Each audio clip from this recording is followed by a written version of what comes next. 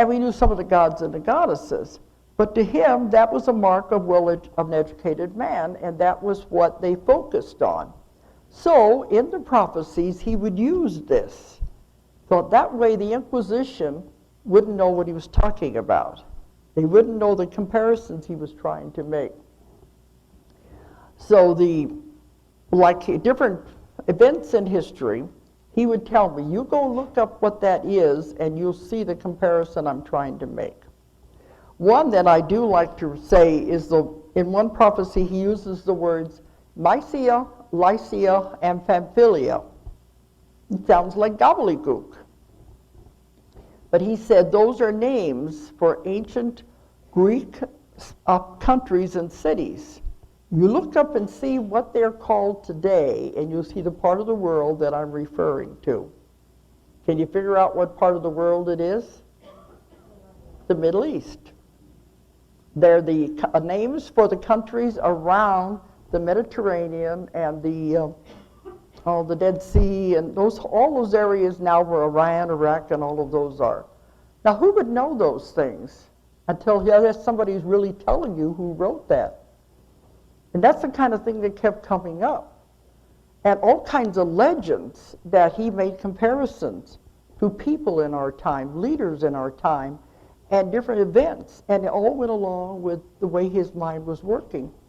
When he would mention Hermes, or Mercury, the gods, he was referring to communication. Anything dealing with communication. When he would talk about Vulcan, the god, he was referring to war, because the fires had to be that hot to make weapons. And the Vestal Virgins were talking about the atomic bomb, because they were the virgins who tended the eternal fire. See how his mind is very complex. That's why nobody in 400 years could figure out what he was saying, because they couldn't understand the way his mind worked in that time period. And even when I was on the filming for the History Channel, they said, we don't understand his use of anagrams, because it didn't follow the rules. I said, that's because you don't know how he was writing. In his time period in France, anagrams was a big pastime. And they loved making them as complicated as they could. So they changed the rules that are normally done with anagrams. And that's what he had in the puzzles. And that's what I told him when we did the filming. I said, he's not using the rules we use nowadays. But isn't this fascinating? You see my curiosity where all this was going. So anyway, through all of these people, we finally got the whole story of the scenario of what was going to happen to the earth. Now, many of these prophecies have come true. The books came out in 1989. They've been reprinted, 10, 20 times anyway. There's had to be hundreds of thousands of copies they've been reprinted. What I'm working on now, I'm thinking of trying to condense them down into one volume. That's going to be a big job. They've been working on it. What do you pick out to throw away? Even when I was writing volume 3, and I'd say, well, should I leave this in or not? I decided to take it out, and here it would come true. So it's hard to pick what to choose. So it ended up that I thought, well, let's condense it down. A lot of the things have come true. But I'm seeing a strange trend here happening, because he did say the worst possible scenarios. According to his scenarios, by the end of the 1990s and beginning of the 2000s, we should have been in a full-fledged war in the Middle East with the Antichrist, and it would have been the worst thing that could possibly ever happen to the world. Well, what he told me to do, he said my job was to get the books published and to go and lecture all over the world. He said, you've got to tell people how they can use their minds to keep these things from happening. He said, you don't know the power of your own mind. If you focus on anything, it's the law of attraction. You bring it to you.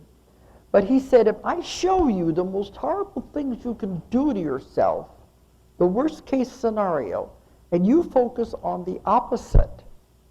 That can be your reality. He wanted us to focus on peace and love and keep these things from happening. It's not only multiplied, it's squared. The power is tremendous. So after the books came out, I traveled all over the world. I would lecture all day long. Sometimes I'd lecture for a week, every day on a different part of the prophecies. And that was my job, was to tell people, if you have metaphysical groups, if you have prayer groups, any kind of a group that would meet regularly, if you can go back and just take 5 minutes out of that time to focus on the opposite of what he was predicting, we can keep these things from happening. And we can perform a miracle. And that's what he told me to do. And I was doing that for many years, all through the 90s, really. I think I stopped lecturing on it toward the end of the 90s. But during that time, a lot of these things did come true. And then now, the worst isn't. So I'm going to be playing a video, and I want you to show you what's going on here with that, because I'm coming up to all kinds of conclusions. But first, I do want to tell about some of the ones that have come true. People for years have been saying, I'm sitting here reading these books and watching it happen on television. That's how up to date it all is. The 2000 election, remember that election? Oh, yeah. Bush and Gore was in there in the minutest detail. Ever since the book came out, people kept calling me every time there was going to be an election. This is before the days of internet. And they would say, is this going to be the year of the hung jury election? I said, I don't know. All I know is what you got in the books. Because he saw an election that was what he called the hung jury election, as though it's so close you can't make a decision. And I probably should have brought it to read it, because there's such tricky symbolism. Nobody in all the scholars who have studied the prophecies have never come up with an answer like this. In the prophecy, it talks about the bones of the dead, and they come up with it, somebody, a ghost or something like that, and our haunted cemetery. And that's not anywhere near, it's his symbolism. So nobody has ever come up with the answers that we came up with. He said it would be an election, and it would be at a time when there would be a lot going on in the world, where it would be very important to be at a time of war. And this could be a very important election, but he said it would be so close that nobody could find the winner, and even the Congressional Congress would not be able to come up with a winner. And this is a whole page of this prediction. And some of you have read the book, so you know what I'm talking about, don't you? The ones who have read that prediction. And he said in there, an interesting thing, he said it would come so close that it might even cause a civil war, because everybody would be rooting for their candidate and to be very angry about it. And he said the only way a decision would be made would be after another election had occurred. Well, I think he saw all this counting of the ballots over and over again, and that's what he meant. But anyway, that one prophecy is extreme detail. And also, Bush was not supposed to win. He was not supposed to win. Gore was supposed to win. Can you imagine the difference in the last 8 years if Gore had got in there with his focus on ecology and the environment? What a difference the world would have been. But it was not supposed to be that way. Bush is predicted many times in the prophecies. And who would have known there was going to be two?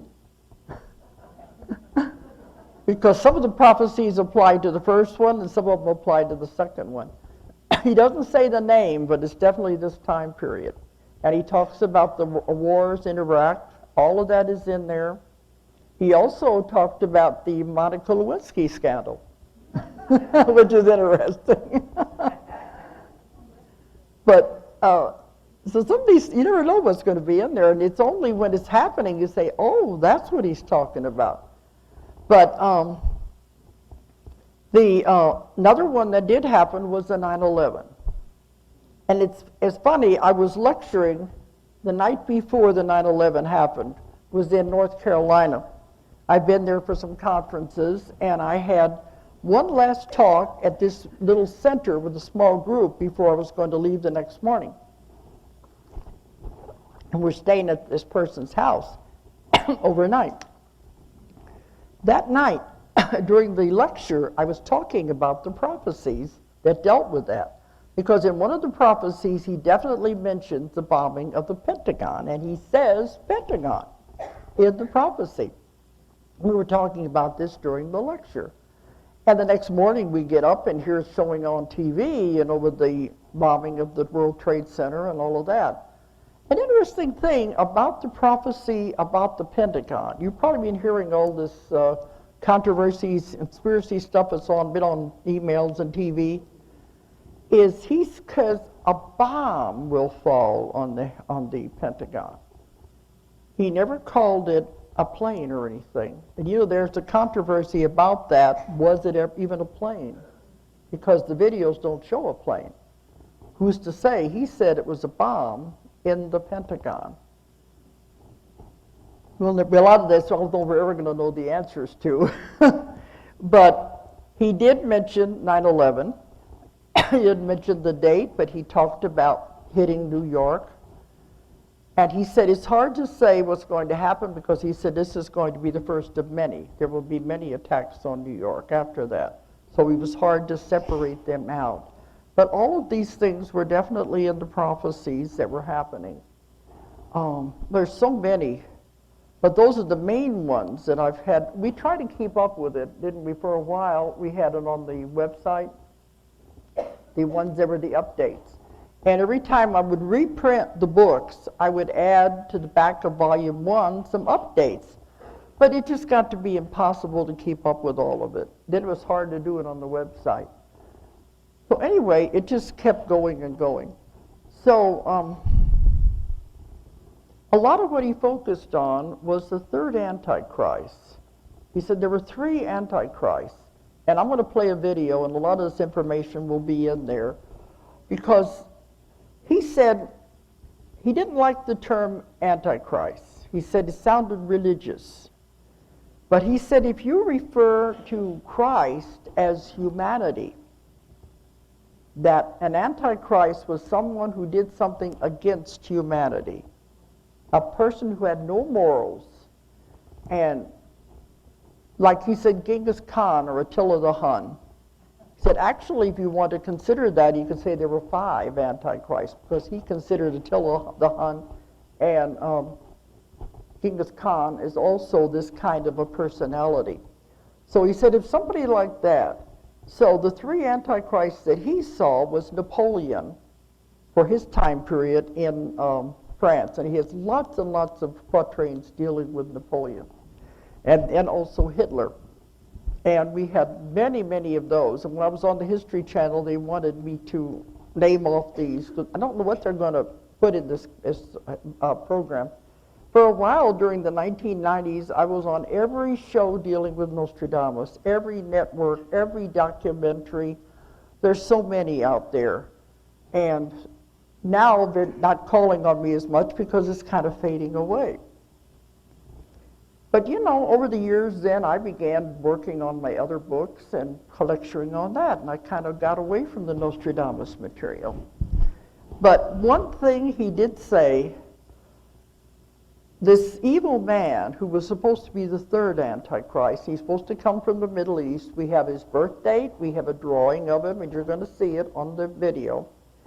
He said, this man would be the worst of all of them because he would study from Hitler and he would learn from his mistakes. And this was where we were supposed to be by the beginning of the 2000s into this horrible war. And I like to think that maybe we took another turn and went into a lesser. We have the wars, but not the wars he saw. He saw horrible things. He also saw a lot of experiments that were being done with weaponry, and some of those are being developed by our own government. He had many quatrains dealing with AIDS, and he told us how that developed, and it was a government weapon. And I told, and when this was going on, I said, I can't write this stuff. They're going to hang me from the highest tree. But that was what I had to put together. But anyway, as he's going through all of this, he says, the Antichrist will eventually be defeated by the common, ordinary people. He called it the lice at his feet, what he thought was insignificant. He mentions Ogmios, who was an ancient Celtic Hercules, who is the leader of the underground, who was supposed to come against the Antichrist. And I kept thinking, wondering if this was going to happen or not, but Nostradamus said the Antichrist has been predicted as far back as the Bible. He's the beast in a Revelation, the beast with the number 666. And that deals with computers, and I'm also going to be going into that too. But those are the, does she? Okay. He said this is why this was a man, if this was so horrible, we had to know about him so we could stop it from happening. But he said, the way that the history is going to go, the pendulum cannot swing all the way to the very evil man and stay there.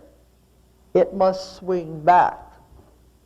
And when it swings back, it's going to swing back to the time of the great genius, the wonderful man. He said, at that time, you'll be living in the 1,000 years of peace that's mentioned in the Bible. It'll be the wonderful time of, well, he said, the human body will be perfected to the point that it will never die. And we will have wonderful computer advances, and he didn't like computers. He was talking a lot about that. We'll be traveling in space, living in space, and he mentioned in the last half of volume 1, he mentions all of the wonderful inventions and things that are going to be coming during the time of the great genius. So I like to kind of think that maybe we are skipping over the real bad times and going into the time of the great genius. Who's to say? But I want to bring you up to that part. Okay, Greg, I think we can play the video now. This was a show that was on Sci-Fi Channel. And I really liked the way they put it together, so I kept it and I've used it. World wars, man's landing on the moon, and the coming of a new Antichrist. Was Nostradamus warning people of the inevitable, or was he giving us the power to change our fate? Nostradamus lived in the 1500s, a time of fear and superstition, when plagues ravished the earth and the church ruled the fate of people. He had visions of mankind's terrible future and its own destruction. Not unlike our time, many people then believed that his predictions were satanic. The church would put him to trial. That's him! That's Nostradamus! You were accused of the worst of all crimes: black magic, alchemy, worship of the devil. He would continue his work, however, feeling that it was his duty to inform us of our fate, so we could change it and create a better future for ourselves. His predictions that have come true. World War I and the beginning of communism. World War II, the rise of the Third Reich. Jewish massacres. The atom bomb attacks on Hiroshima and Nagasaki. And natural disasters. He also predicted the advancement mankind would make.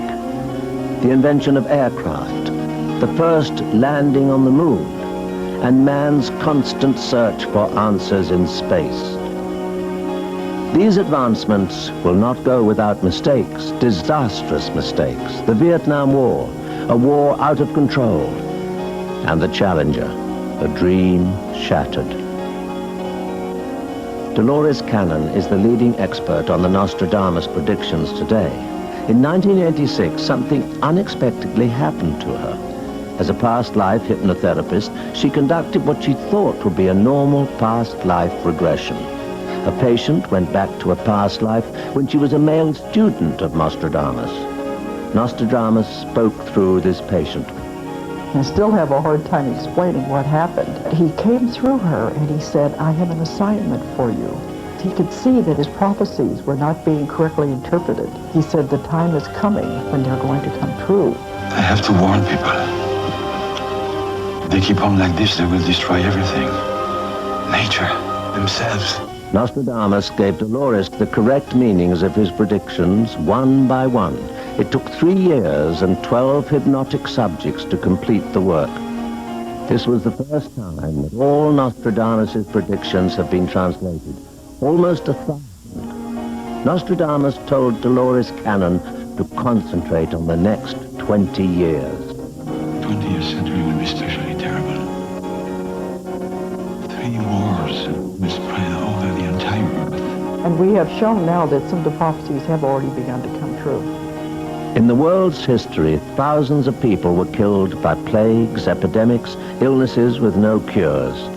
Not unlike our own time that has been struck with its own plague, AIDS.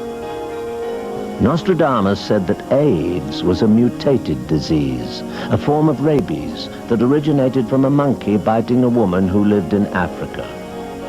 The disease got into the blood mobiles and laboratories, contaminating biological products being made. AIDS will continue to spread worldwide. A cure is predicted about 15 years after the spread of this disease.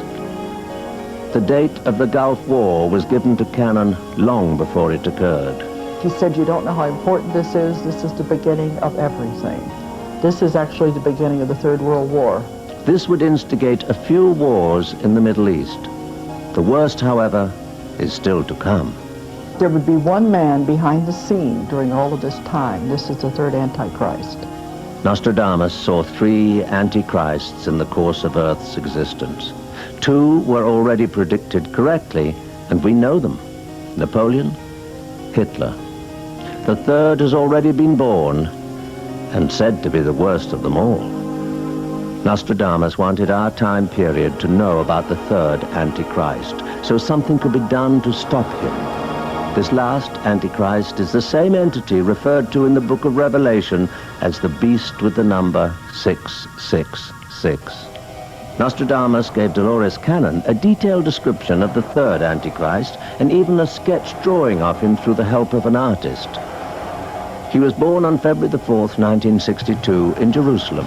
In 1987, he was a student at an Egyptian college specializing in computers, business, and philosophy. Presently, he is in the background of everything that is happening in the Middle East. He is described by Nostradamus as an extremely handsome man with tremendous charisma. At first, he will appear as a savior and the man with all the answers. But he will be the opposite of what he appears to be. He will be the sheep in wolf's clothing. His work is secretly done now. How many of us know him already? There were more events predicted for our future that Nostradamus wanted us to be aware of. The Nazi Party will slowly but surely return to power during the 90s. It will come to light that hurricanes are a man-made event brought about by scientists attempting to control the weather. The next 2 decades will mark the downfall of the Catholic Church. The Earth's continents will shift with the rising of the ocean's water levels. This could occur during the next 4 decades. These are just to mention a few. This all sounds like gloom and doom, but Nostradamus saw the amazing ability for the human being to adapt. We could handle the changes as long as they are occurring gradually, as they are now. Nostradamus also gave us a glimpse of a wonderful time to come. He saw a man whom he called the Great Genius, an important figure whose coming would balance out all the evil in the world. The Great Genius would invent great wonders, and he would reign in the 1,000 years of peace when we would be traveling through the cosmos and living in space colonies. One question remains to be answered, though. How could we explain all of this? I want to bring out a very important point that really shakes people up. In my work with him, he was most emphatic by saying, you are not speaking to the dead when we are communicating. It's a concept of not simultaneous time, that there is no time. We look upon Nostradamus as a mystery, but as facts prove, he was an extraordinary human being with an extraordinary talent. Could we prepare ourselves for Armageddon? Nostradamus saw the end of the world, but he said it's so far in the future you don't need to worry about it. Canon merely sees herself as a reporter with only the well-being of mankind at heart. Nostradamus said that people underestimate the power of their own minds. He said that it is up to us to change the world's fate and create a better future for ourselves. How could we possibly ignore this?